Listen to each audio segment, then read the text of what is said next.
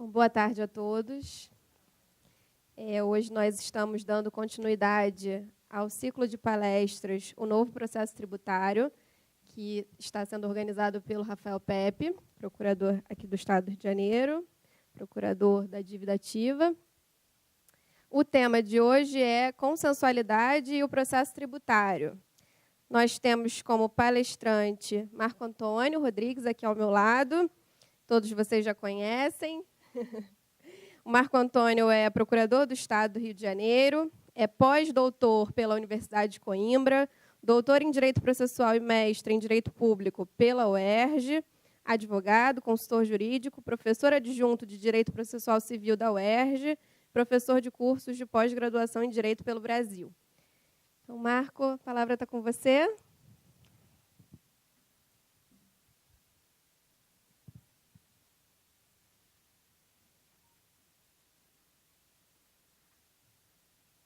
Boa tarde a todos. Antes de mais nada, gostaria de cumprimentar os membros da mesa, a doutora Juliana, minha querida amiga, o doutor Maurício também, aí, amigo de longa data, e o doutor Rafael também, especialmente pelo convite, para poder tratar de um tema tão importante, tão na ordem do dia, quanto a consensualidade no processo tributário. E também cumprimento aqui todos os colegas da casa, nossos colegas da PG5, colegas da PGM, também de outras instituições da advocacia que estão aqui conosco também. E, bom, quando pensamos na administração pública hoje, não só na administração fiscal, fato é que um dos temas que está mais em voga é o tema da consensualidade envolvendo a administração pública. E, a bem da verdade, esse é um tema que surge com muitos debates a partir do Código de 2015, mas que podemos dizer que vem propriamente desde a Constituição de 88, a necessidade de um novo agir da administração pública, de um agir da administração pública que tutele múltiplos interesses públicos e, especialmente, de uma administração pública que não fique por anos ou décadas discutindo demandas que tenham baixíssima chance de êxito ou nenhuma chance de êxito. E o Código de 2015, porém, a verdade é que ele potencializa a necessidade de um novo atuar da administração pública em matéria de solução de conflitos. E por quê? Porque o Código de 2015 nos traz a necessidade de uma mudança cultural. A mudança da cultura da sentença por uma cultura de consensualidade. Aqui no Brasil, sabemos que pelos mais variados motivos, por exemplo, uma justiça que não é cara comparada com outros países, uma justiça em que nós temos uma quantidade enorme de beneficiários da gratuidade. Fato é que é muito fácil litigar no judiciário e nós temos hoje, pelo país, praticamente 100 milhões de processos tramitando em todo o judiciário brasileiro. E daqui a pouco vamos ver a que percentual correspondem as execuções fiscais desses quase 100 milhões de processos, de acordo com o relatório Justiça em Números do CNJ. Pois bem, e o Código, então, procura, dentre suas múltiplas finalidades, conter a crise da justiça civil. A crise de uma justiça em que sentido? Uma justiça que não consegue dar respostas rápidas para a solução dos conflitos de interesses. Daí porque uma das alternativas, dentre as muitas que o Código traz, por exemplo, o Código nos traz o microsistema dos precedentes vinculantes, tentando fazer com que os jurisdicionados litiguem apenas naquelas situações não cobertas por precedentes vinculantes, que eles cumpram os precedentes que são de observância obrigatória. Mas o Código também aposta na consensualidade como um dos mecanismos para termos a solução. Obrigado. Para termos a solução mais célere e adequada dos conflitos de interesses. Nesse sentido, é que, por exemplo, já vinha a Resolução 125 de 2010 do Conselho Nacional de Justiça. A Resolução 125 de 2010 procura instituir a política pública nacional de tratamento adequado dos conflitos de interesses, que, em síntese, meus amigos, procura estabelecer o quê? A solução imposta pelo Poder Judiciário. Não é a única solução para os conflitos de interesses e, muitas vezes, não é a solução adequada.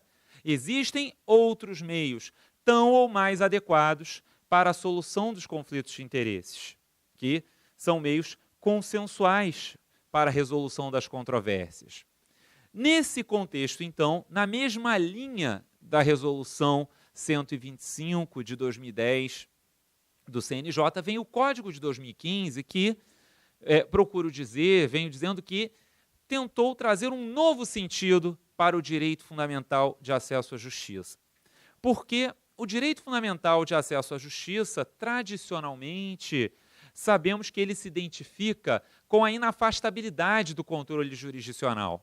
Ele se identifica com o artigo 5º, inciso 35 da Constituição, que a lei não excluirá da apreciação do judiciário lesão ou ameaça de lesão a direito.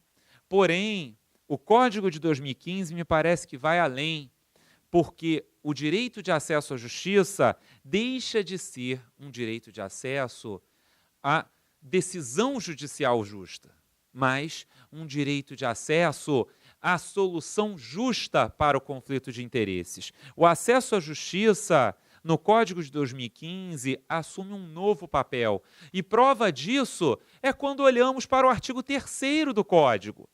O artigo 3º, vejam que está lá nas normas fundamentais do processo civil, e o artigo 3º, no seu caput, praticamente repete o artigo 5º, inciso 35 da Constituição.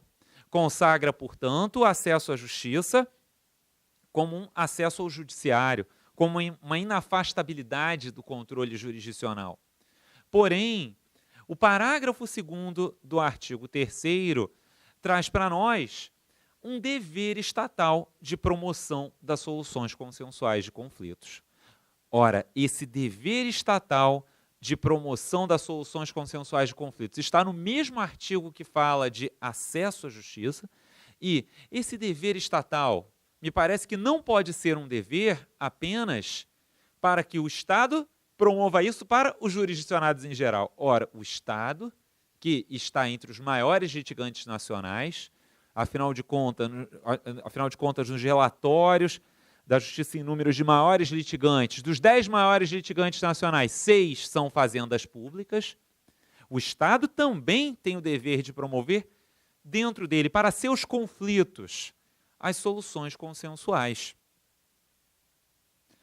E, diante disso, diante dessa cultura da consensualidade, vejam que o Código de Processo Civil procura instituir no direito brasileiro um sistema de tribunais multiportas, dos multi-door courts, uma ideia que vem desde a década de 70, lá dos Estados Unidos, uma ideia que foi propagada por Frank Sander, da Universidade de Harvard, e que, vejam, se nos Estados Unidos já temos aí cerca de 40 anos de uma cultura de tribunais multiportas, em alguns estados da Federação Americana, afinal de contas, lá temos um federalismo muito forte, em alguns estados, cerca de 90% dos conflitos não são solucionados por decisão judicial, mas sim por mecanismos consensuais. E o Código de 2015 procura trazer essa ideia estimulando os mecanismos consensuais, como é o caso da conciliação, da mediação, que são reguladas em parte pelo próprio Código, da arbitragem, que também é prevista lá no artigo 3º do Código de 2015, como uma possibilidade para a solução de conflitos, e dentre outros mecanismos, como negociações diretas, também são meios para soluções consensuais. Então, nós vemos que existe toda uma cultura em prol da consensualidade. E, de outro lado, nós temos, dentro do judiciário brasileiro, um grande gargalo em matéria de execução fiscal, em matéria de processos tributários. Quando nós olhamos para o relatório da Justiça em Números, do Conselho Nacional de Justiça, vejam que dos quase 100 milhões de processos que estão enumerados lá, cerca de 38% dos processos pendentes no Brasil são execuções fiscais. E, se computarmos só as execuções em curso no país, cumprimentos de sentença e execuções de títulos extrajudiciais, 75% das execuções em curso no país são execuções fiscais. E aí, diante desse quadro, nós aqui também vivemos diariamente, aqui os colegas da Procuradoria que estão aqui presentes, que estão na área fiscal, Juliana, Rafael também, meus colegas lá na área fiscal. Ora, esse é um drama da execução, a quantidade de execuções que, infelizmente, não conseguem chegar a um final feliz, que acabam desaguando em suspensões por não terem sido encontrados bens penhoráveis. E vem a grande questão: quais são as soluções para a crise da execução fiscal no país? Porque se nós temos essa quantidade de execuções e, ainda mais, meus amigos, com execuções com uma taxa de êxito baixíssima, a execução no Brasil, pelo relatório de Justiça em Números, ela tem êxito de cerca de 13%. E aí, quando pensamos nas execuções fiscais, esse número certamente vai se reduzir.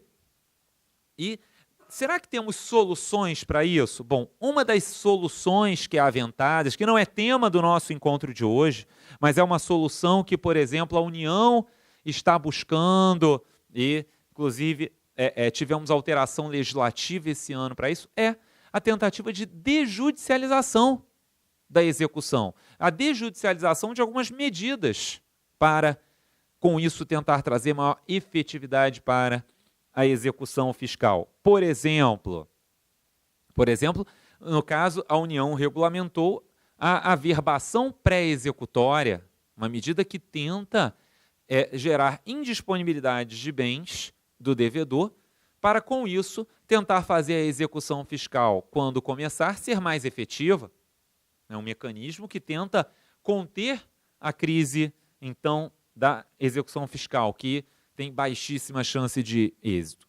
E um outro mecanismo para a solução da crise, meus amigos, me parece ser a consensualidade, que já é um mecanismo que tenta conter o excesso de processos judiciais no Brasil e que também, no âmbito da execução fiscal, no âmbito do contencioso fiscal, me parece que vai ser uma das alternativas que pode ser exitosa na melhora da arrecadação, de um lado, quer dizer, melhora para o interesse fiscal, que é arrecadar, e também é mais interessante para o próprio contribuinte, porque dá uma solução mais rápida para o contribuinte de outro lado. E, diante disso, vem aquela preocupação: será que a Fazenda Pública poderá realizar mecanismos consensuais de solução de conflitos? Será que ela pode se valer desses mecanismos consensuais para a solução de controvérsias? Ou será que a indisponibilidade do interesse público vai ser um óbice intransponível para isso? Bom, em primeiro lugar, nós temos de lembrar que o próprio papel da advocacia pública com a Constituição de 88 é um papel diverso do que talvez em algum outro momento se imaginava para a advocacia pública. Porque talvez em algum momento que nós não vivemos, pelo menos aqui os colegas da mesa nós não vivemos, talvez a advocacia pública pudesse ter um papel de representação cega dos interesses da Fazenda. Mas não. A advocacia pública tem um papel de controle de juridicidade da atuação estatal, um papel também de defesa judicial e extrajudicial da Fazenda, sim, mas um papel também de controle de juridicidade da atuação estatal. E, nesse sentido, então, é que a advocacia pública tem um papel na construção da tutela aos múltiplos interesses públicos.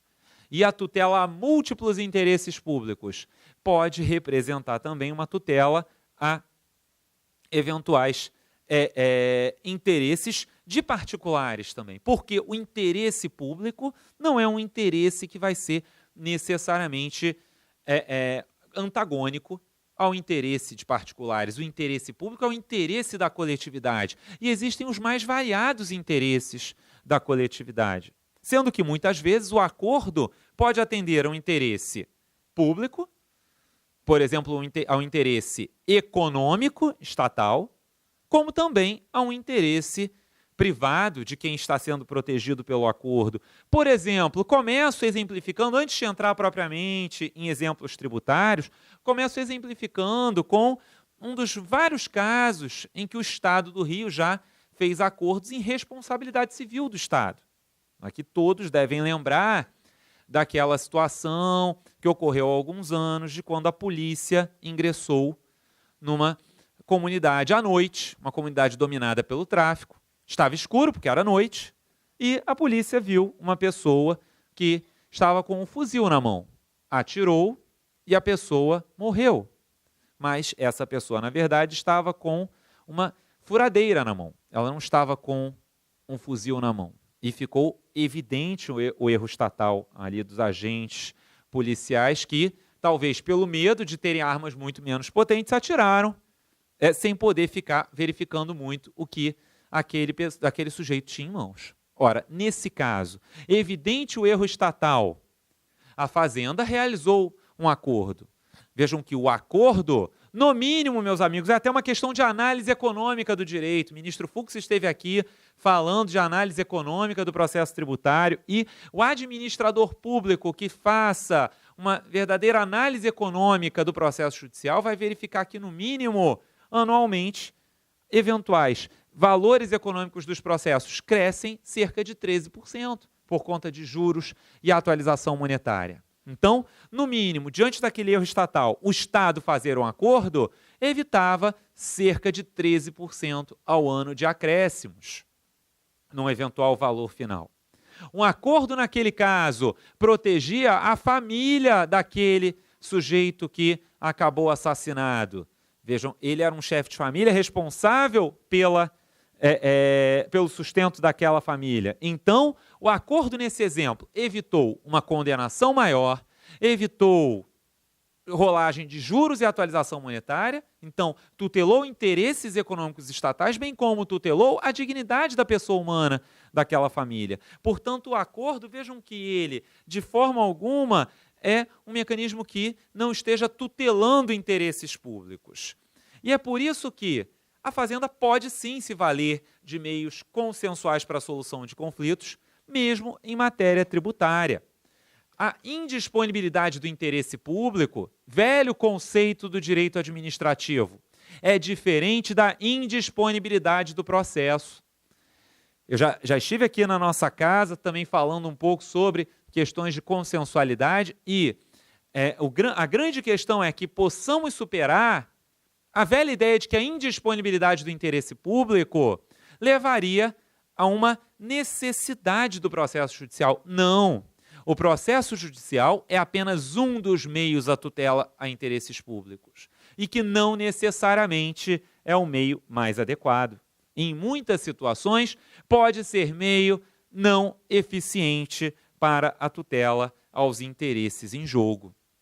Vejam que há uma série de hipóteses previstas em lei, eu arrolo algumas aqui para os colegas, por exemplo, celebração de TACs, que estão previstos, por exemplo, na Lei da Ação Civil Pública.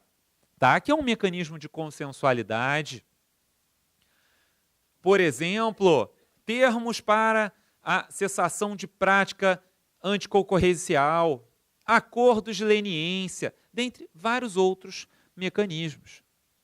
Em matéria tributária, vale registrar, aqui no Estado do Rio, nós temos lei estadual regulamentando o termo de ajuste de conduta tributária.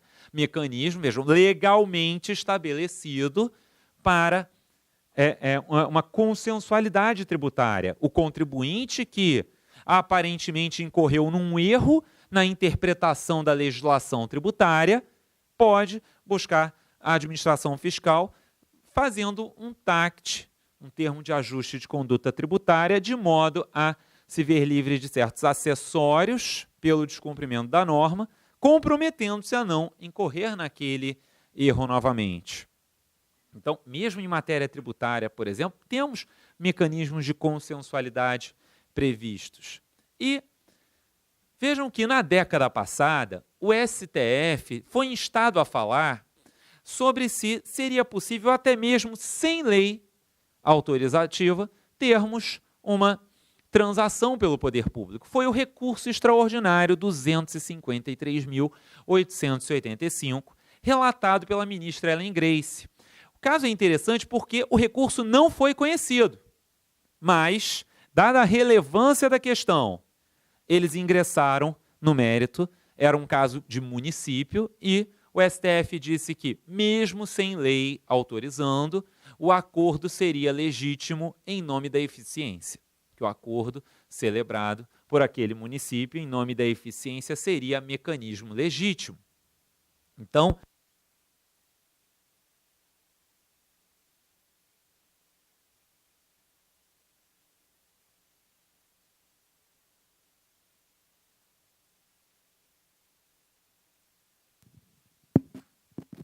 bom,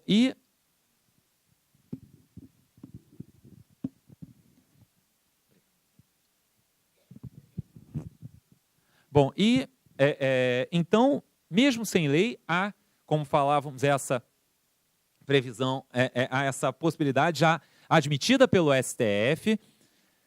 E agora, pensando em matéria tributária, propriamente, bom, em primeiro lugar, ao lado da ideia de que falávamos de que o processo não é indisponível, mas é apenas um dos meios à tutela ao interesse público, fato é que, entre as formas de extinção do crédito tributário, nós temos a previsão do artigo 156 do CTN, trazendo a transação. Então, a transação não é estranha a ser um mecanismo para pôr fim a um conflito tributário, já que tem, inclusive, previsão legal no Código Tributário.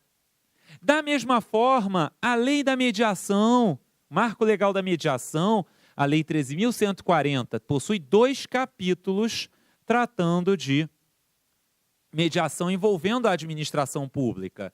E, no seu artigo 34, ao tratar de eventual suspensão da prescrição pela instauração de processo administrativo para solução consensual de conflito pela administração, prevê no seu parágrafo 2º que, tratando-se de matéria tributária, nós vamos ter a regulamentação da suspensão da prescrição pelo Código Tributário Nacional. Quer dizer, a própria lei da mediação deixa claro, eu posso ter mediação tributária, porém, regulamentação de suspensão da prescrição por ser questão de reserva de lei complementar tributária, não pode ser regulamentada pela Lei 13.140, deixou corretamente o legislador ordinário essa matéria para o Código Tributário Nacional. Então, nós temos, inclusive, previsões legislativas nesse sentido. E hoje já podemos mencionar uma série de mecanismos que não deixam de ser mecanismos de consensualidade tributária. Eu elenco alguns, poderíamos pensar em outros aqui. O primeiro mecanismo, ora, o valor mínimo estabelecido em normas de cada ente federativo para o ajuizamento de execução fiscal, quando a lei federal, quando a lei estadual, quando a lei municipal estabelece um valor mínimo para ajuizamento de execuções, fato é que esse valor mínimo não deixa de ser um mecanismo unilateral de consensualidade, porque a administração pública, o fisco, está deixando de cobrar o crédito judicialmente até aquele valor mínimo ali presente, porque o fisco, avaliando o custo-benefício do início do processo de execução fiscal, entende que os custos superarão os benefícios. Então, é um mecanismo unilateral aqui, em que o fisco abre mão do processo judicial. Os acordos de parcelamento. Os acordos de parcelamento não deixam de ser mecanismos de consensualidade tributária. Acordos, por exemplo, previstos na legislação para a realização de acordos para pagamento, e aí a execução fiscal fica suspensa no curso daquele parcelamento. É um mecanismo de consensualidade. Um outro mecanismo que aqui ainda usamos pouco, mas me parece que é importante que usemos, temos agora um projeto de lei complementar, recentemente foi iniciada a sua tramitação legislativa, tratando da penhora de faturamento negociada e que seja homologada judicialmente. Um mecanismo que me parece muito importante. Por exemplo, imaginem que nós estamos diante de um caso em que determinado contribuinte não tem como pagar à vista, não tem como pagar, por exemplo, também por meio de um acordo de parcelamento no limite de parcelas que nós tenhamos previsto na lei estadual. Porém, ele pode pagar se o valor for mais diluído. Nesse caso, vejam que o sujeito ele tenta pagar, ele aparentemente ele prova, ele traz lá a comprovação do seu faturamento, ele mostra que, diante do seu fluxo, diante de suas despesas mensais, ele não tem como pagar mais do que aquilo. A lei pode ter limitado o número de parcelas para um acordo administrativo, mas uma penhora de faturamento negociada pode ser um mecanismo pelo qual o fisco e o contribuinte estão aceitando um parcelamento em número maior de parcelas. Imaginem que a lei traz o máximo de 60 parcelas, mas o contribuinte diz, eu posso pagar em 90 parcelas de tantos reais cada uma. E esse acordo, vejam, pode ser homologado judicialmente e fica com uma espécie de penhora de faturamento homologada. Alguns estados da federação já fazem isso. E é um mecanismo que, a meu ver, é muito útil e que evita que aquela execução desague numa execução sem êxito. Porque, imaginem, não aceitamos o acordo em número superior de parcelas que foi requerido pelo contribuinte. O contribuinte não tem como pagar. Vamos tentar uma penhora portas adentro. Os bens dele não têm qualquer liquidez para satisfazer aquela execução. Imaginem que não é caso de dissolução irregular. Ora, essa execução vai desaguar numa suspensão posteriormente e vejam que nesse caso não se tutelou o interesse fiscal, como não se tutelou o interesse do contribuinte. Então, por exemplo, existe projeto de lei complementar para instituir como forma de suspensão da exigibilidade do crédito tributário a penhora de faturamento definida por acordo homologado judicialmente. E me parece que esse é um mecanismo que é muito legítimo, porque quantas vezes nós não pegamos situações em que o contribuinte alega que não tem condições de pagar no número máximo de parcelas previsto em lei. É claro que, muitas vezes ele não traz provas de que não tem condição de pagar, mas se ele demonstrar claramente que não tem, vamos deixar de arrecadar? Um outro mecanismo de consensualidade tributária, meus amigos, negócios processuais nas ações tributárias. O Código de 2015 estabelece os negócios processuais como mecanismos que vão ser para a adequação do procedimento às necessidades concretas. E o Código nos traz, no artigo 190, a cláusula geral de negócio processual, ou seja, deixa a ampla autonomia da vontade para os sujeitos do processo, bem como traz, ao lado do artigo 190, alguns negócios processuais em espécie. E aí, por exemplo, um negócio processual que claramente poderia ser usado numa ação tributária, imaginem uma ação anulatória de débito fiscal, em que se discute classificação de determinado produto para fins de tributação, mas, naquele caso, gente, é uma classificação que demanda análise técnica. Ora, por que não fisco e contribuinte fazerem um negócio processual para escolha de perito, perícia com escolha do perito consensual, prevista no artigo 471. Isso é um mecanismo que é melhor para todos. A perícia com um perito escolhido por ambas as partes, muitas vezes vai ser mais econômica, porque as partes negociaram com o perito os honorários. E, além de ser mais econômica, é alguém que eles aparentemente confiam mais do que o perito do juízo. Então, temos aqui uma perícia consensual, que é negócio processual típico, mas poderíamos pensar também em negócios processuais atípicos. Então, temos os negócios típicos que são aplicáveis às ações tributárias, como esse caso da perícia consensual, mas poderíamos pensar em negócios processuais atípicos, como, por exemplo, protocolos institucionais entre a Procuradoria do Estado, a Procuradoria do Município, a AGU e o Tribunal. Por exemplo, um negócio que pode ser celebrado, como comumente é celebrado pelas procuradorias, negócio processual, protocolo institucional. Veja, protocolo institucional é negócio processual entre instituições. Então, um protocolo institucional que estabeleça a tramitação prioritária de execuções fiscais. Estabeleça quais são as execuções fiscais que devem tramitar naquele juízo privativo de execução fiscal, mas rapidamente devem ser aquelas que o órgão jurisdicional deve dar aí uma atenção maior. Aí alguém poderia me dizer, porque às vezes me falam, Marco, mas isso não é uma forma de gerar prejuízo ao executado ou aos executados que têm suas execuções tramitando mais rápido? Não.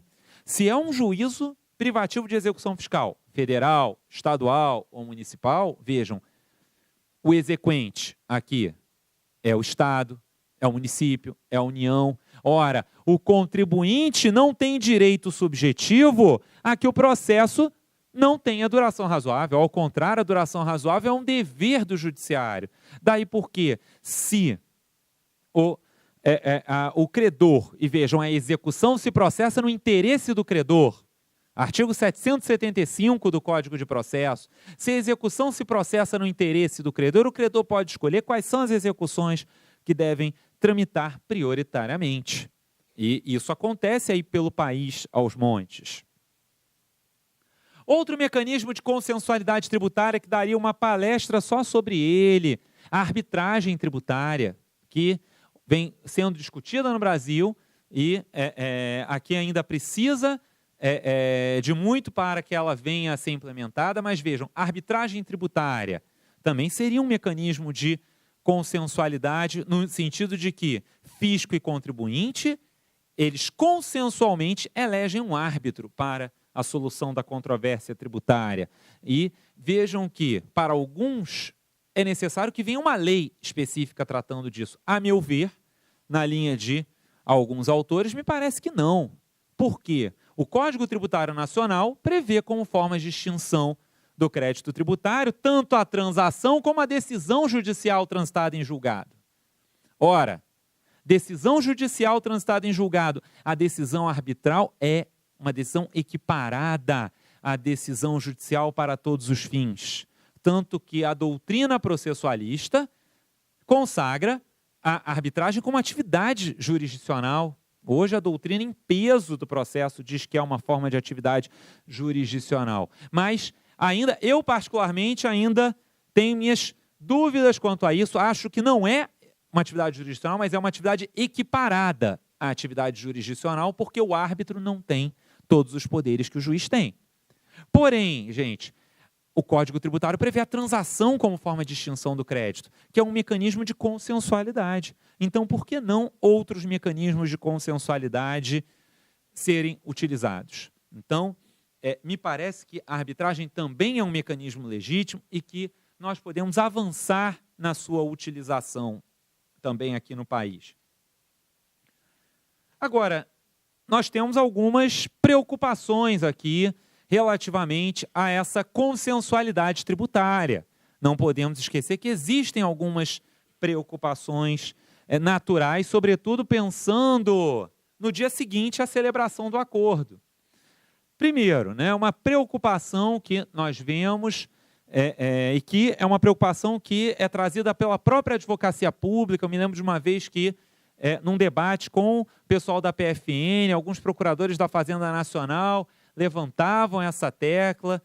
Ora, será que a transação pela Fazenda é um mecanismo de renúncia de receita e, por isso, entraria nas limitações da Lei de Responsabilidade Fiscal para as renúncias à receita? Bom, a meu ver, não. Na verdade, nós estamos falando de uma tentativa de recuperação do crédito fiscal. Então, a Fazenda fazer um acordo não é uma renúncia a receita. Ao contrário, é uma tentativa de recuperar créditos que são de uma difícil chance de êxito. E aí, claro, essa transação ela vai ter que estar balizada pela verificação de que, naquele caso, há uma difícil chance de obtenção da recuperação integral do crédito. Uma outra preocupação que vem é a confidencialidade. Ainda mais em matéria tributária, meus amigos, isso ainda vai ter uma preocupação maior. Por quê? Bom, porque a conciliação, a mediação, pelo Código de Processo, pela lei da mediação, elas são confidenciais. E, diante disso, de outro lado, a administração pública é regida pela publicidade.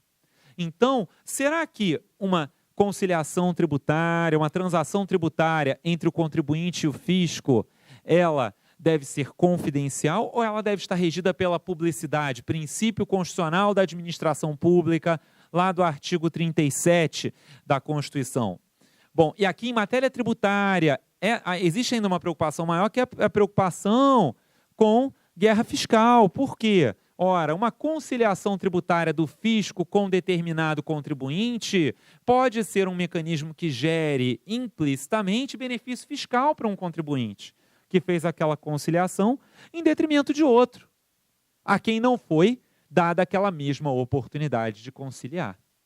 Então, essa é uma preocupação bastante legítima da confidencialidade e, vejam, em nome da publicidade da administração pública, a própria lei da arbitragem, quando trata da arbitragem envolvendo a administração, consagra que a arbitragem envolvendo o poder público, ela deve ser regida pela publicidade. Então, da mesma forma, as conciliações, as mediações pelo poder público, mesmo em matéria tributária, elas devem ter uma publicidade mínima. Que publicidade mínima é essa? A publicidade do seu resultado, salvo se, pela lei de acesso à informação, aquela transação puder ser enquadrada como documento classificado. Que vejam, pode ser que eventualmente exista algum interesse que leve à classificação daqueles documentos todos como documentos sigilosos em alguma medida. E aí é um sigilo que vai ser temporário, mas que pode acontecer. E mesmo assim, sigilo nas transações, meus amigos, é sigilo que não é oponível a órgãos de controle. Então, é um sigilo para que outros contribuintes queiram saber os termos, ainda que seja classificado aquele resultado da mediação, é um sigilo para outros contribuintes, mas não é um sigilo para eventual ação judicial proposta pelo MP questionando a transação, um sigilo para o Tribunal de Contas, a quem aquela transação eventualmente tem que ser submetida. Bom, e uma preocupação que tem que ser, está presente aqui é a da impessoalidade. Até nessa linha do que falávamos, de que uma transação fiscal não seja um mecanismo de concessão indireta de benefício fiscal, a impessoalidade, enquanto princípio constitucional da administração pública, ela tem que ser observada aqui, no sentido de que, em princípio, a administração deve oferecer as mesmas condições para contribuintes em situação idêntica. E aí, como é que a administração pode fazer isso, preservar essa impessoalidade? Por exemplo, por meio das transações por adesão. O código, na verdade, a lei da mediação traz a previsão, no âmbito da União, de transações por adesão, em que a União diz as condições em que ela vai transigir e quem quiser que se credencia isso na administração. Então, me parece que esse é um mecanismo importante, a transação por adesão, porque ela evita que pensemos que a transação tributária com o contribuinte A foi melhor que a transação tributária com o contribuinte B, porque está sendo dado tratamento igual para todos. Então, as transações por adesão são mecanismos importantes, assim como os protocolos institucionais, que eu falava há pouco. Os protocolos, os negócios entre instituições, evitam que tenhamos que só se olhe para o interesse do contribuinte A, B ou C. como, por exemplo, naquela tramitação prioritária de execuções fiscais. Nós temos uma definição ali, por critérios objetivos, de quais são as execuções que têm que tramitar mais rápido do que as outras. Outro cuidado que deve-se ter é a necessidade de uma avaliação concreta daquela situação concreta e os precedentes. Falávamos mais cedo que o Código institui um microsistema de precedentes vinculantes e, no microsistema de precedentes vinculantes, há certos entendimentos que se tornam de força obrigatória dentro do judiciário.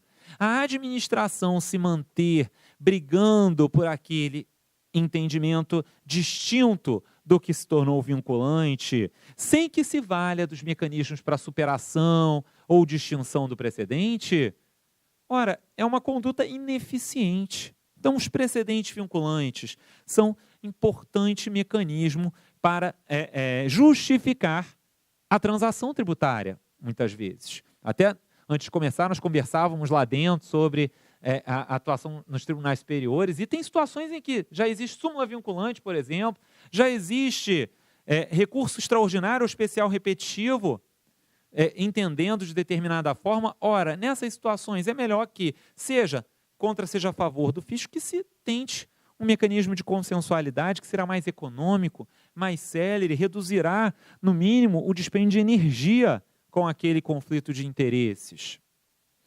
Agora, se de um lado, nós temos toda essa preocupação de que a advocacia pública deve entrar na era da consensualidade, que o fisco deve entrar na era da consensualidade tributária, fato é que isso só vai dar certo se o outro lado também estiver vivendo a mesma mentalidade. Ou seja, é preciso uma mudança de cultura não só dentro da administração pública, mas também dentro dos órgãos de controle. Não adianta nada, imaginem, a Procuradoria do Estado do Rio adotar uma postura de consensualidade tributária se, no dia seguinte, quando esses acordos baterem na mão dos órgãos de controle, eles entenderem que não pode haver transação por conta da indisponibilidade do interesse público. Ora, é preciso um respeito à autonomia técnica do advogado público na definição do acordo. Até porque trata-se de atividade própria do advogado público e que, pelo artigo 184 do Código de Processo Civil, só responde em caso de dolo ou fraude. Então, se pelo artigo 184 o advogado público só responde em caso de dolo ou fraude, deve haver um respeito a essa autonomia técnica do advogado público. E, felizmente, a própria lei da mediação estabeleceu o mesmo regime de responsabilidade para os envolvidos na mediação ou na conciliação. Responsabilidade por dolo ou fraude, o que é muito importante.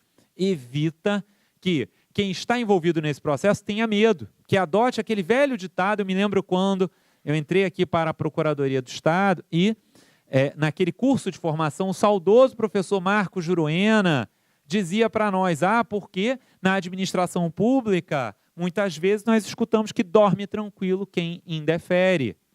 Ora, realmente, dorme tranquilo quem indefere, mas será que faz a coisa certa quem indefere sempre?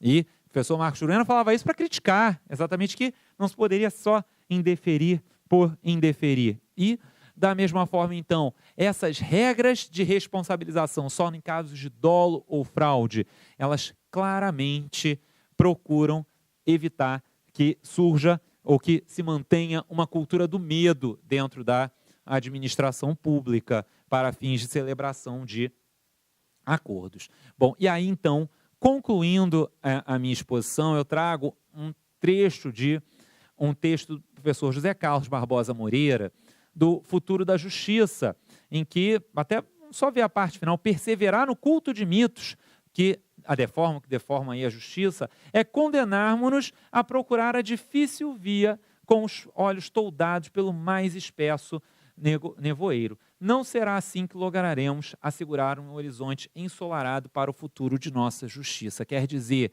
se nós nos mantivermos sob as velhas ideias da indisponibilidade do interesse público, da indisponibilidade do crédito fiscal, nós vamos continuar vivendo uma era de justiça ineficiente, de execução fiscal ineficiente.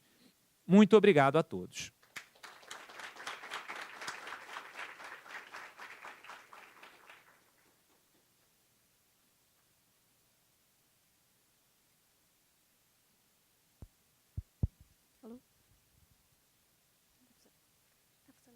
Marco, parabéns pela palestra, sempre muito elucidativa, com grande contribuição para cá, para a nossa atuação. Então, obrigada, parabéns. É sempre muito bom ouvir você falando. Nós temos aqui o nosso debatedor, Maurício Faro. Obrigada pela sua presença aqui na PGE. O Maurício é graduado em Direito pela UERJ, especialista em Direito Tributário pelo Instituto Brasileiro de Estudos Tributários, mestre em Direito pela Gama Filho, professor de cursos de pós-graduação na PUC, na Fundação Getúlio Vargas, presidente da Comissão Especial de Assuntos Tributários da OAB e advogado. Eu queria dar um aviso, antes de passar a palavra ao Maurício. Nós teremos, ao final do painel, o sorteio de 2 kits para o público que está aqui assistindo a palestra e que ficar até o final conosco. São 2 kits que contêm, cada um, 2 revistas da PGE e um livro de Direito Público Estadual. Então, ficando conosco, poderão ganhar esse brinde. Então, Maurício, eu passo a palavra para você nesse momento. Muito obrigado, doutora Juliana. Simplesmente eu gostaria de agradecer o convite do doutor Rafael. Para a gente que advoga, não somente representando a OAB, acho que é muito importante estar aqui. Parabenizar o doutor Marco pela exposição dele. Eu vou dividir com vocês algumas reflexões e dúvidas, porque acho que a gente tem sobre esse tema muito mais dúvida do que certeza. Acho que o momento é esse. O Marco falou várias vezes, e eu vou chamar de Marco, porque o doutor eu acho... Até porque você é mais novo do que eu, né, cara? Apesar dele parecer ser mais velho, ele é mais novo do que eu. Mas eu acho que a palavra que o mais importante, se a gente tivesse que escolher uma palavra aqui, é a mudança de cultura. Acho que essa talvez seja a nossa diretriz, o desafio da nossa geração. Porque as coisas não podem mais continuar como elas estão. Os números estão aí. Eu sou um crítico severo da adoção dos números como razões de decidir sempre, porque eu tenho muito medo de como o consequencialismo tem sido utilizado no Brasil, sobretudo para discutir questões tributárias, mas eu acho que a gente precisa mudar. E aí eu parabenizo mais uma vez a PGE por esse evento e por essa vamos dizer, nos permitir discutir isso. Eu acho que o caminho é esse. A gente tem que parar de pensar na polarização, advogado público e privado, e a gente precisa sentar para decidir e discutir quais os caminhos nós vamos seguir daqui em diante.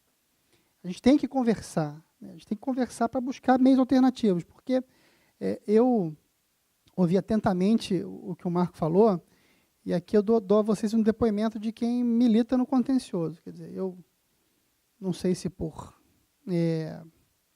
sorte ou karma, desígnios da Força Suprema, eu faço contencioso desde que eu me entendo por gente, já faz bastante tempo. E advogado de contencioso é o seguinte, o cara fica uma semana sem brigar com alguém, ele sente uma dor no coração, um vazio no peito, você está entendendo? O advogado de contencioso é movido a litígios. Só que eu acho que o momento é a gente escolher esses litígios. A gente não pode mais continuar brigando em questões acessórias. Quer dizer, o que eu ganho discutindo se o seguro garantia preenche ou não preenche os requisitos? A lei de execução mudou, está lá o seguro como uma das ferramentas. A gente tem que focar, eu acho, no que é interessante. Eu não estudei o novo CPC com a profundidade que o professor Marco Antônio estudou, mas eu percebo nitidamente no novo código uma intenção da comissão que organizou de trazer para o Código de Processo princípios constitucionais muito caros à nossa Carta. Então, você falou ali do acesso à justiça, a gente tem, do artigo 1º ao 10º, nitidamente uma percepção, uma busca de constitucionalizar e autorizar as partes o livre acesso à defesa contraditória. Só que o grande desafio que a gente tem, eu acho, é tornar isso possível. Eu tenho ainda, né, muita expectativa no princípio da cooperação, por exemplo. Agora, infelizmente, está sendo muito difícil implementar esse princípio da cooperação. Por quê? Porque é uma mudança de cultura. eu tenho certeza de que o papel da advocacia pública aqui ele é fundamental, fundamental. Eu tenho vários amigos aqui, que exercem advocacia pública em diferentes casas, e eu concordo que, assim, em tese, dorme muito mais tranquilo quem fez o recurso pro forma do que desistiu de recorrer por alguma razão. Eu não sabia dessa novidade, o doutor Rafael me colocou aqui, que agora na PGE inverteu-se a lógica, dependendo da matéria, você precisa justificar o porquê que está recorrendo, e eu acho que é disso que a gente precisa. Porque quando a gente fala em números de execução, de execuções fiscais, tem muita coisa, e certamente, que podia acabar. Tem muita prescrição que podia ser reconhecida. Agora, acho que a responsabilidade disso é do advogado público, sim, mas é do advogado privado também. Por uma razão, porque a gente presta contas. E o nosso sistema, hoje, infelizmente, apesar de falar em microsistemas, como o Marco falou, de repetitivo e repercussão, quer dizer, a importação do sistema dos precedentes, esse sistema, na minha opinião, está sendo muito mal aplicado. Então, de um lado, a gente tem o procurador, lato sensu, que, como num caso que eu vi um tempo atrás, o processo subiu por reexame, na primeira instância, na execução, a Procuradoria, não foi estadual, foi a PFN, pediu informações à Receita, a Receita disse que era aquilo mesmo, ao procurador de que concordava, o juiz sentenciou, extinguindo a execução, subiu para reexame, quando o tribunal manteve, o procurador fez um recurso especial. Isso conceitualmente não pode acontecer. Não pode acontecer. Agora, a gente tem 5 mil procuradores da Fazenda, então isso é muito difícil de ser. De novo, é uma mudança de cultura, o conceito tem que ser trabalhado, né? Eu tive um outro caso que o procurador dizia, olha, se o processo demorou tanto, presumivelmente teve processo administrativo antes. Desculpa, quem tem que provar isso é ele. Não pode dizer. E aí a desembargadora, na ocasião, falou isso no acordo, falou, olha só, se o procurador, que é parte interessada, não me comprova que teve processo administrativo, eu não posso supor que isso aconteceu. Para quem milita com direito, esses casos são muito claros de que a gente tem que mudar a cultura. Agora, eu reconheço que a responsabilidade também é do advogado privado, por diferentes razões. Uma das razões talvez seja pela dificuldade que é litigar no Brasil. Por quê? Porque, conceitualmente, hoje, a gente tem um modelo de repetitivo no STJ para matérias infraconstitucionais e o modelo de repercussão geral no Supremo. Agora, eu pergunto aqui aos senhores, alguém tem tranquilidade de deixar... Doutor Manolo, que está aqui, que litiga comigo no tribunal. O STJ decidiu, você não vai recorrer? Não dá para fazer, cara. Só com a assinatura do presidente da companhia dizendo que concorda. Sabe por quê? Porque, infelizmente, no Brasil, o Supremo é 4ª instância para tudo. A gente tem diversas situações, diversas matérias, que reiteradamente o Supremo diz que não era competente, num belo dia, o ministro acorda lá inspirado e fala, não, essa matéria é constitucional realmente. E aí, como é que eu faço? Eu tenho um julgamento de, vamos imaginar aqui, de sessão do STJ, dizendo que o contribuinte não tem razão, em repetitivo. Eu tenho diversas decisões do Supremo dizendo que a matéria não é constitucional. Aí você fala, bom, beleza, olha só, meu cliente, me desculpa, a gente tentou, mas perdemos. Um belo dia, um ministro acorda e fala, não, a matéria é constitucional, sim. Então, a mudança de cultura não é só nossa. A mudança de cultura é do judiciário também. A gente precisa ter um sistema mais aperfeiçoado. Aperfeiçoado de que maneira? Uma observância clara do que é matéria infraconstitucional e matéria constitucional. O STJ não pode funcionar, para que as coisas funcionem, no meu ponto de vista, porque, assim, o equilíbrio, ele necessariamente prescinde de previsibilidade.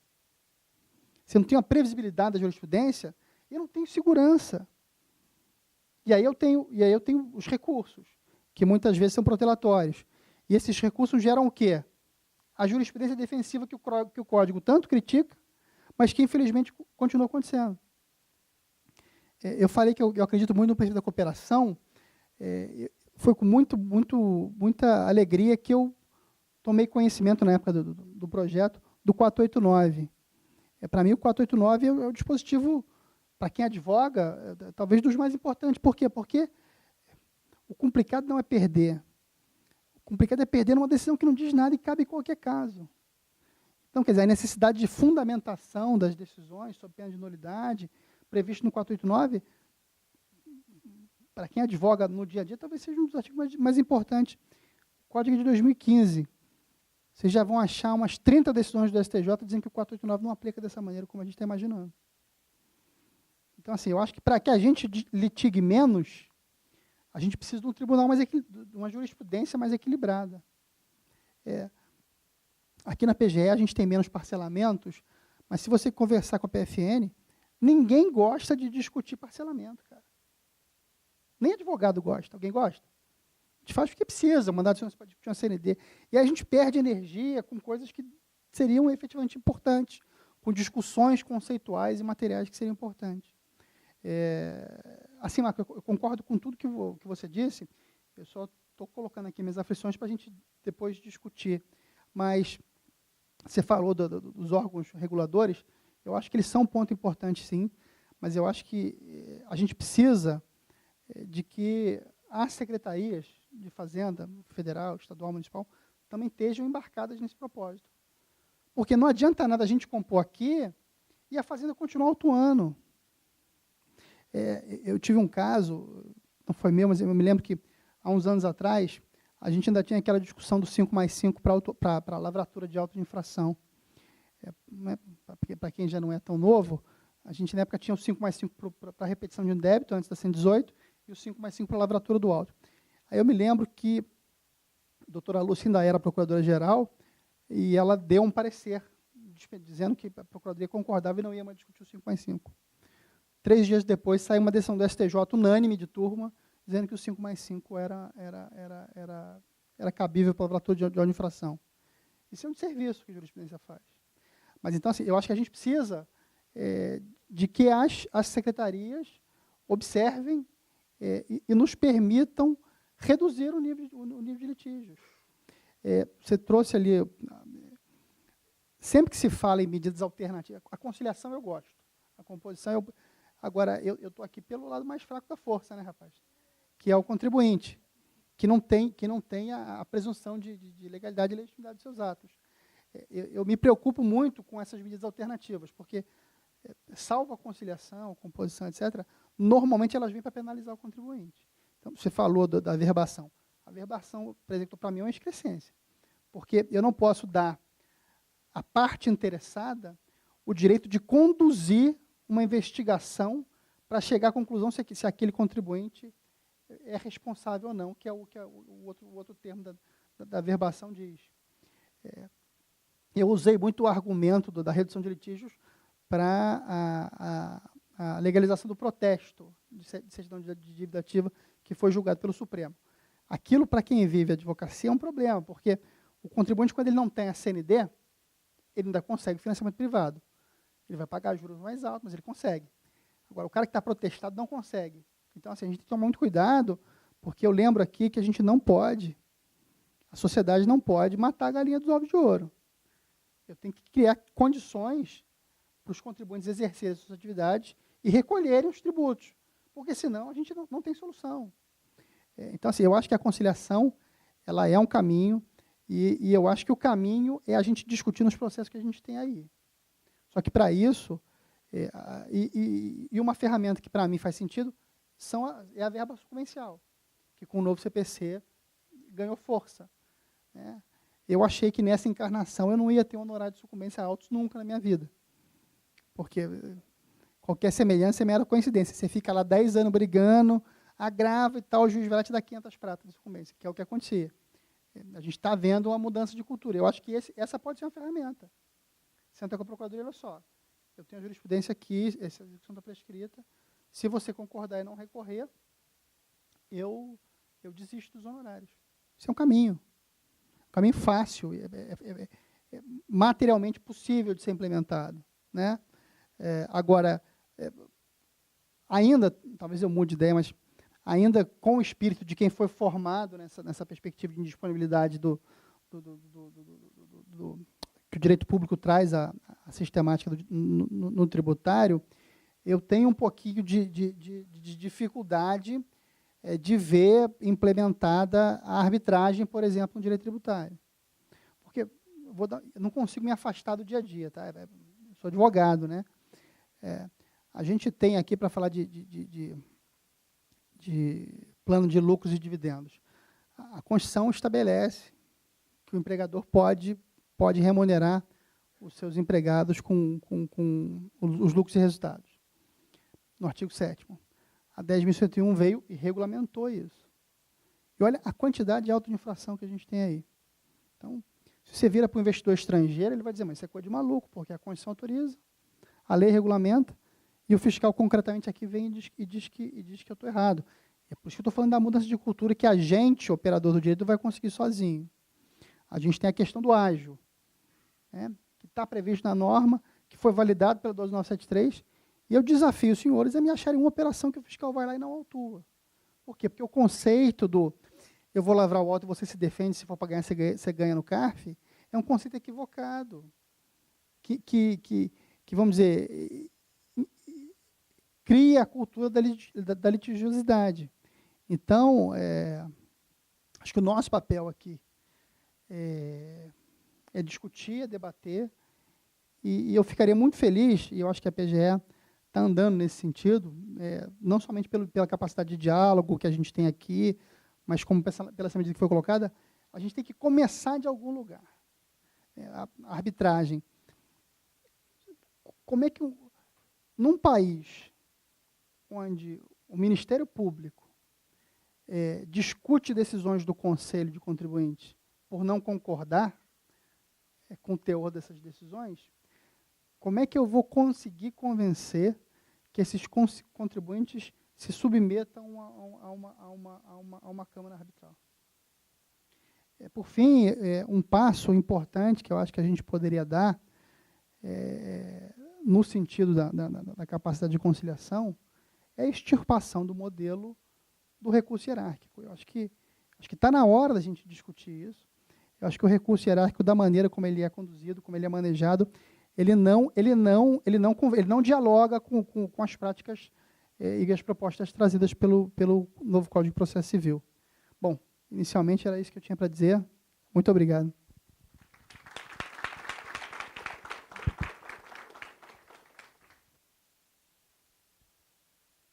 Maurício.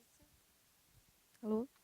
Obrigada, Maurício. É ótimo ouvir o outro lado, né? A gente fica aqui no nosso mundinho de advogado público e às vezes se esquece de que do outro lado há muitos bons argumentos. Então, obrigada pela sua presença, pela sua fala. Agora é o momento em que a gente abre para perguntas da plateia.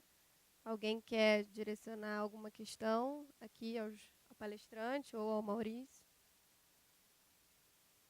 Oi.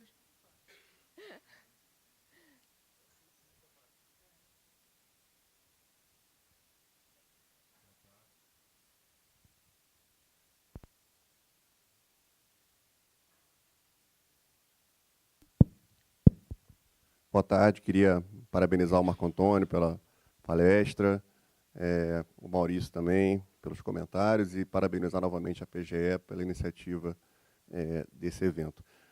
Queria colocar para o Marco Antônio uma questão, se o Maurício também puder comentar, porque a portaria 33 da Fazenda Nacional, que foi editada esse ano, que inclusive regulamentou a questão da verbação pré-executória, ela tratou de outros temas.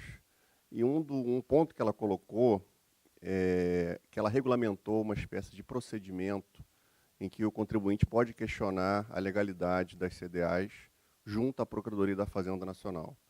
Isso já existia, quer dizer, na prática, né, porque o direito de petição sempre se podia fazer isso, o procurador sempre pode fazer isso, mas ela colocou um procedimento, né, regulamentou isso. Ela criou uma espécie de procedimento intermediário entre o processo administrativo e o processo judicial, que a gente está acostumado sempre a ver o processo tributário com essa dualidade, né? Então, ela regulamentou uma espécie de procedimento intermediário entre o final do processo administrativo e o início de um processo judicial, que seria a execução fiscal. Eu queria saber do Marco Antônio se ele acha que essa não é uma tendência que a gente vai enfrentar, e aí eu queria saber o que ele pensa sobre isso, porque me parece que realmente com essa nova fase do processo civil, especialmente como o Maurício colocou, a questão do CPC, novo, tratando da questão da sucumbência, em que a Fazenda Pública realmente hoje, ao executar uma dívida, uma CDA, de um débito questionável, ela tem um risco muito maior de ter uma sucumbência maior. Então, me parece que isso pode ser realmente uma tendência, inclusive a ser replicada em outras procuradorias, e eu, como procurador do município, também penso, né, como que isso pode ocorrer aí no futuro. Será que as procuradorias, tanto federal, estadual e municipal, elas estariam preparadas para exercer essa espécie de controle, uma segunda instância administrativa, né, do controle da dívida ativa? Então, ao mesmo tempo que eu acho que é inevitável, da mesma forma eu penso até que ponto as procuradorias terão estrutura também para suportar, porque vão virar uma espécie de segundo CARF, vamos dizer assim, né, no caso federal, uma espécie de segundo processo administrativo. Então, eu queria saber um pouco da impressão que o Marco Antônio tem dessa iniciativa federal e até que ponto isso pode ser replicado em outras procuradorias também. Obrigado. Começo aí saudando meu caro amigo Gustavo.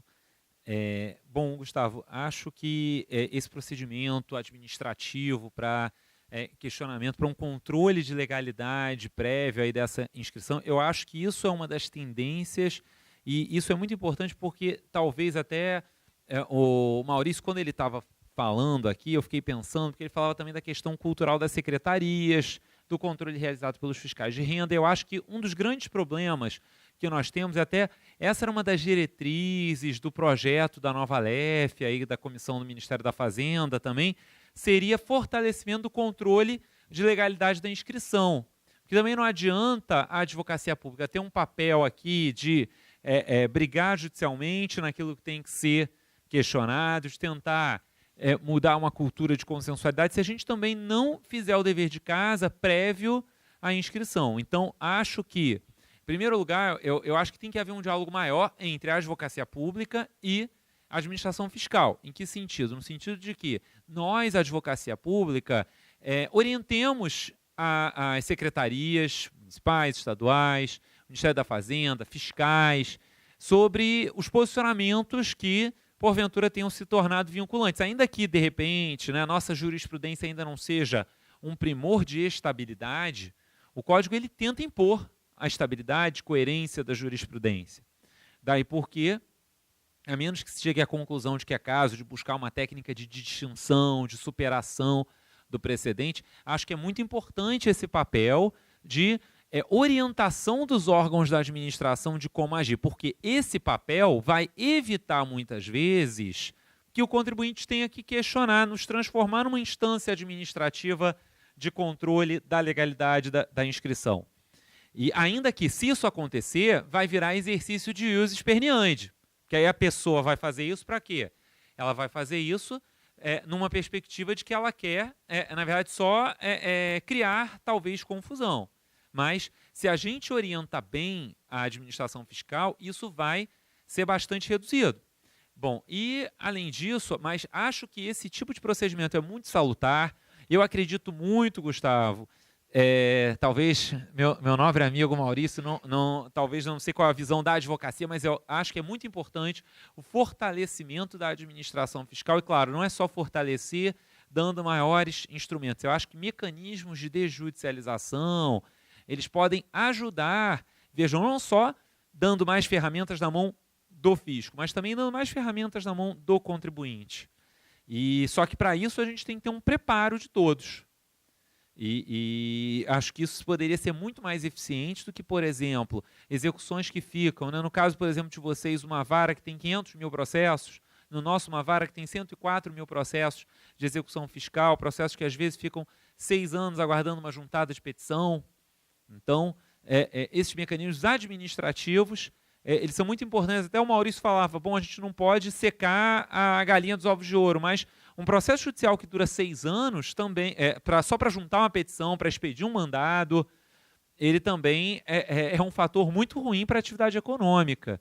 E daí porque acho que é preciso fortalecer a administração fiscal, fortalecer, evidentemente, com responsabilidade e preparo a administração fiscal. Então, acho que essa ideia da portaria eu acho salutar.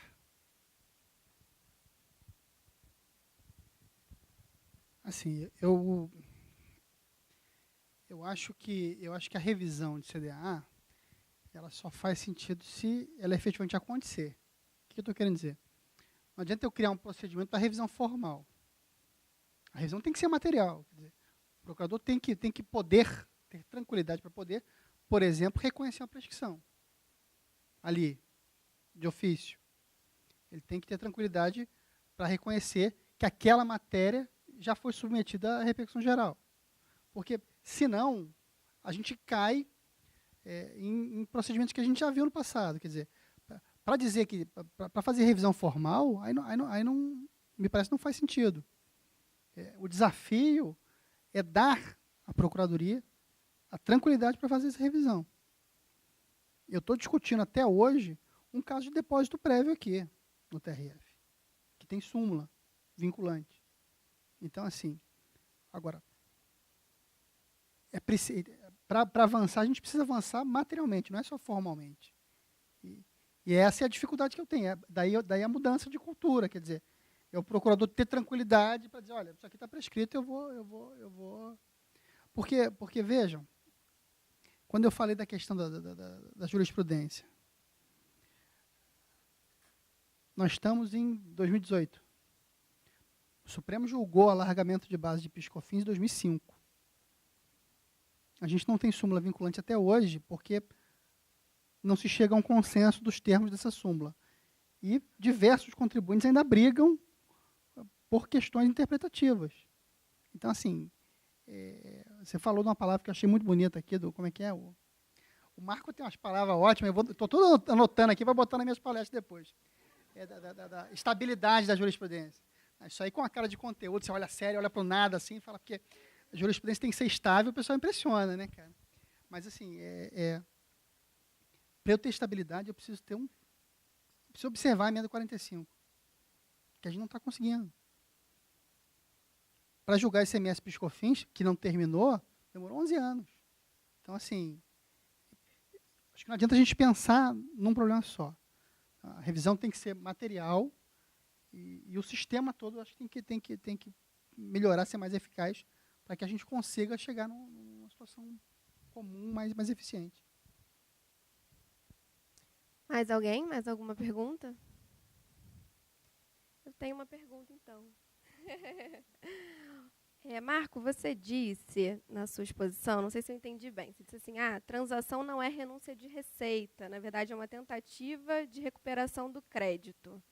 Achei isso legal e acho que a gente pode problematizar um pouco em cima, porque aqui no estado do Rio a gente está no regime de recuperação fiscal e vamos ficar nele, se tudo der certo, durante um bom tempo, né? 3 anos prorrogáveis por mais 3.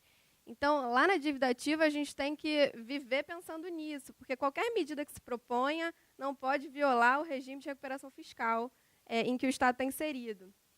E aí, pensando em transação tributária, e olhando para os modelos que alguns autores propõem, a gente pode ter transação tanto envolvendo uma exclusão de multa ou redução de multa, de sanções pecuniárias, ou uma redução de juros de mora, ou mesmo uma transação que envolva aspectos que não impactem diretamente na cobrança do crédito tributário, no valor do crédito tributário em si.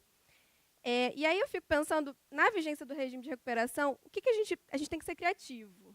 Então, o que a gente poderia fazer, numa ânsia lá de tentar colocar alguma coisa em prática, o que a gente poderia fazer sem comprometer o regime, em termos de transação? A gente poderia vir com um projeto de lei agora nessa matéria e dispor sobre algumas medidas em que a gente já pudesse pactuar com os particulares, com os contribuintes, tentando reinventar essa relação, melhorar essa relação no sentido da cooperação, sem infringir o regime. O que você acha também, Maurício, se tiver alguma reflexão sobre isso? Bom, Juliana, acho que a questão é muito importante, muito atual, porque a gente está vivendo esse regime de recuperação fiscal e que gera, né, até você sabe, a gente que inclusive está na associação, a gente vê a quantidade de dúvidas que esse regime gera. E, bom, mas eu acho que, em primeiro lugar, a grande questão é que o crédito que está sendo cobrado judicialmente, veja, eu não tenho uma certeza jurídica de que esse crédito vai ingressar nos cofres públicos. Então, isso, a meu ver, descaracteriza, a meu ver, de parcela da doutrina, isso descaracteriza como uma receita que esteja sendo renunciada quando eu faço a transação. E veja que, no nosso caso, por conta das normas do regime de recuperação fiscal, que amarram mais o Estado do Rio, que me parece que poderia ser feito é, por exemplo, na eventual norma que regulamentasse a transação, estabelecermos certos deveres em prol da cooperação, que o contribuinte, por exemplo, traga para nós, ele faça um disclosure dos documentos dele, que mostre qual é o faturamento, qual é o gasto dele, por exemplo, que ele traga certidões que mostrem que ele não tem outros bens, e mecanismos que, em última análise, por exemplo, veja, há certas execuções em que, se nós não aceitássemos uma transação, talvez a solução seria aplicar o artigo 40 da LEF, e, nesse caso, me parece que ficaria bem justificado que não estamos renunciando à receita, mas sim adotando um outro mecanismo viável de obtenção de receita pública. Então, acho que poderíamos pensar em mecanismos criativos que procurassem respaldar o Estado do Rio quanto a isso, que estabelecessem esse dever, por exemplo, de apresentação documental. Poderíamos utilizar também outros casos já realizados com aquele contribuinte para demonstrar que, imagine, aquele contribuinte já tem execuções que estão caindo no artigo 40, e imagine que ele procura o Estado e fala, o total do débito dele, pegando todas as CDAs, é de 1 milhão. Ele fala, olha, eu consigo por operações, né, que ele pela blindagem patrimonial, de repente tem lá uma empresa em outro país que vai transferir 400 mil para ele pagar. Será que não é melhor nós recebermos, se nós não estamos conseguindo, ele não já temos a execução indo para o artigo 40? Será que não seria melhor receber? Claro, tudo devidamente justificado e comprovado nos autos. Então, me preocupa porque eu penso que o artigo 40, enfim, a gente trabalha junto, você sabe das minhas angústias com o artigo 40, a Natália também sabe como o artigo 40 me angustia, porque eu acho que é uma derrota da administração.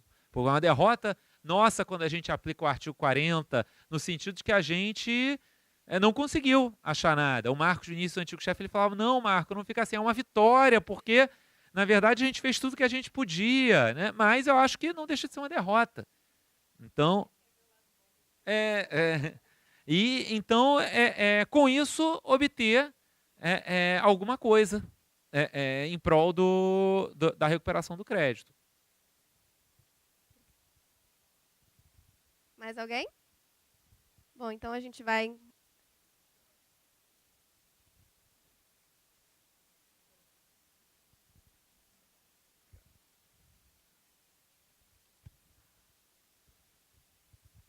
Boa tarde.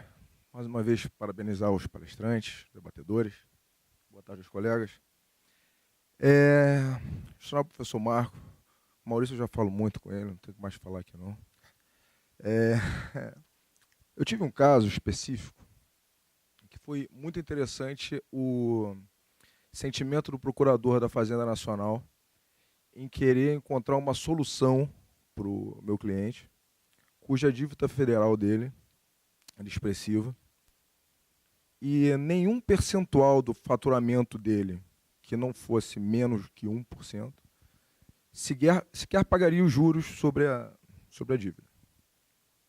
Nós sentamos com o procurador, explicamos para ele a vontade do cliente, da empresa permanecer, o planejamento do negócio, da empresa queria crescer, mas, enfim, essa crise que assola o nosso país, ela afeta a todos. E depois de muita conversa com o procurador específico, com o procurador-chefe daquela regional, ele veio com uma interessante proposta de plano de crescimento da empresa para aceitar o valor que a gente poderia depositar por X período de tempo. Olha, entendo que você só pode depositar tanto nos próximos meses, até talvez 24 meses, mas isso sequer é o suficiente para pagar Selic. Mas você está me dizendo que vai crescer. Acredito no seu plano. Então você, num período X, precisa criar não sei quantos empregos. Sua receita precisa aumentar, bruta, em X% em tanto tempo. Ele basicamente desenhou um plano de negócio para aceitar a garantia e não seguir com os modos tradicionais de penhora da empresa como um todo, porque, enfim, se impusesse 3% do faturamento, ia ser todo mundo mandado embora. Penhora da empresa como um todo, ia leilão, ninguém ia mais trabalhar. Nesse caso, realmente iria estrangular a galinha dos ovos de ouro. E eu percebi que isso foi algo bem tailor-made para aquele caso específico. E aí a gente tem um problema da isonomia, porque eu chego num grau de detalhe tão grande que eu não consigo criar uma linha para trazer talvez outros contribuintes para aquela mesma situação.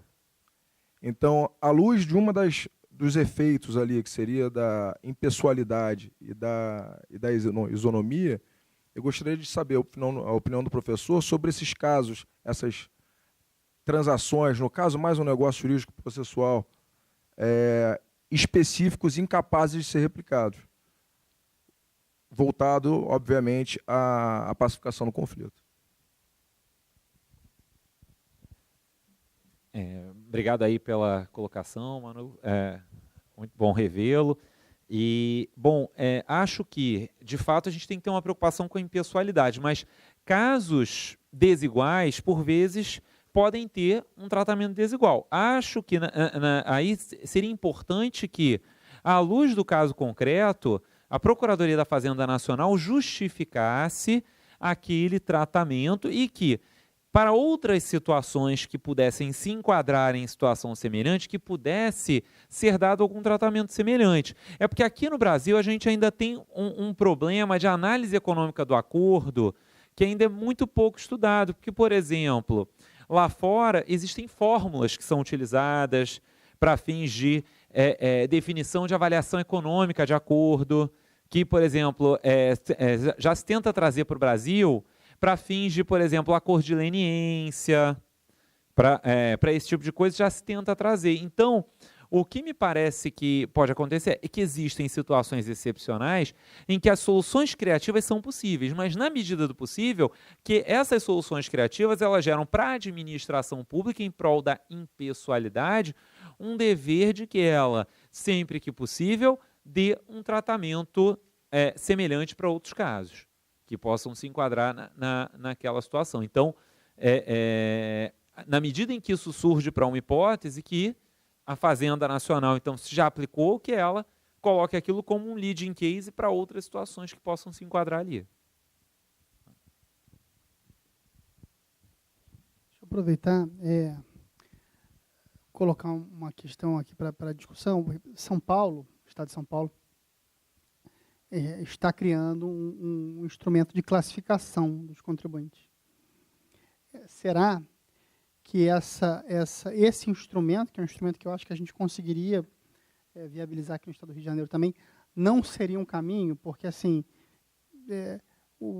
as instituições financeiras, elas vamos dizer, prestigiam os seus clientes na medida dos seus interesses. Então, assim, aquele cliente que tem bastante dinheiro investido, que é adimplente, ele certamente tem uma taxa de juros, por exemplo, menor do que o cliente que é inadimplente. Será que a solução para isso que o Manuel colocou não seria a gente criar um índice de classificação dos contribuintes do Estado do Rio de Janeiro? Você vê algum óbice nisso, Marco? Bom, essa questão da classificação, a gente tem algo que não é bem do contribuinte, mas das CDAs, a gente tem classificação por rating, hoje em dia. Esse é um critério objetivo. Eu acho que o que é importante é que a gente tenha critérios objetivos para isso. Pode ser que para as CDAs ou para os contribuintes com chance de recuperabilidade, nós possamos usar mecanismos que possam ser mais abertos. Agora, para outros contribuintes, imagine aqueles contribuintes que sabidamente realizam fraudes fiscais, que o núcleo de inteligência da dívida ativa já constatou várias fraudes. Será que eles merecem o mesmo tratamento para fins de abertura do leque de opções do acordo? Soluções até que, vejam, não estou dizendo que não devemos dar a possibilidade a eles, mas será que nós podemos ser tão condescendentes quanto a mecanismos para o acordo que com contribuintes que talvez só por um aspecto de crise econômica eles incorreram no não pagamento do tributo? Então, me parece que o critério do rating ele é um critério interessante para fins de ser critério objetivo, porque a impessoalidade ela não impõe um tratamento igual para todos os contribuintes, mas que nós tenhamos critérios objetivos para tratá-los. Por isso que eu dizia que há situações excepcionais que poderiam ter um tratamento tailor-made, né? Mas acho que seria uma solução interessante mesmo, se a gente aproveitar esses critérios. Eu sempre achei, a gente no passado ouvia muito o argumento da livre iniciativa como argumento super trunfo do contribuinte. Né? Se você não me der a CND, você está violando o princípio da livre iniciativa. Se você me impedir de exercer a atividade, você está violando. E o princípio da livre iniciativa está na Constituição, sim, mas eu acho que quando a gente analisa a questão tributária, eu não consigo, eu não posso, não devo conseguir avaliar o princípio da livre iniciativa dissociado da análise do princípio da livre concorrência. Porque dependendo da atividade, a carga fiscal ela é um indutor de desvio da concorrência, claro. Né? A gente tem aqui, no âmbito do ICMS, a questão do combustível, por exemplo. Então por isso é que eu acho que a questão da classificação do contribuinte ela seria uma boa medida, porque eu não posso reconhecer a determinado contribuinte um direito sob o argumento de que eu estou observando a livre iniciativa, se aquilo está violando a livre concorrência. A PFN tem um case interessante, que até voltou a ser julgado pelo Supremo agora, que é a questão das fábricas de cigarro. Né? Porque existe uma norma antiga, anterior à Constituição de 88, que vincula a emissão da certidão de autorização de fornecimento à obtenção de CND. E isso, analisado sob uma perspectiva fria, leva a uma conclusão apressada de que eu estou, na verdade, adotando uma sanção política contra aquele contribuinte porque eu estou obstando o exercício da atividade econômica dele. Agora, considerando a carga tributária da atividade fumicultora, eu chego a uma conclusão diversa, e foi isso que o TRF aqui chegou e que o Supremo validou. Quer dizer, se eu permito a um contribuinte que inadimpla os tributos em progressão geométrica, eu, mais do que reconhecer a sua livre iniciativa, estou violando o direito de concorrência de todos os outros contribuintes do mercado.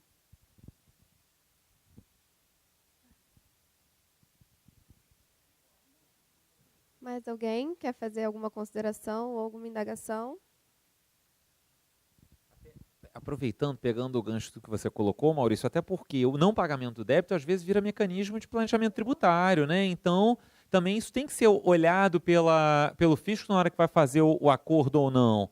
Se o sujeito não faz isso, não o acordo, é como a discussão do acordo, por exemplo, em ações de improbidade. O acordo eu não posso ficar celebrando, mas a gente celebra agora, daqui a um ano o sujeito incorre também no não pagamento do tributo, senão o acordo tributário vira como uma espécie de clínica de recuperação de viciados.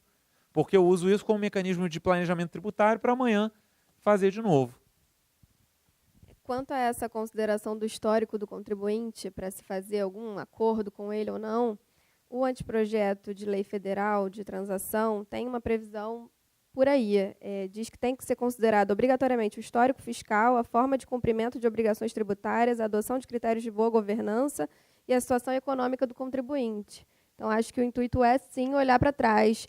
Sobretudo porque qualquer acordo é baseado numa relação de confiança, né? Então, você precisa ter o histórico para saber se aquele acordo tem grandes chances de ser cumprido ou não. Acho que faz todo sentido.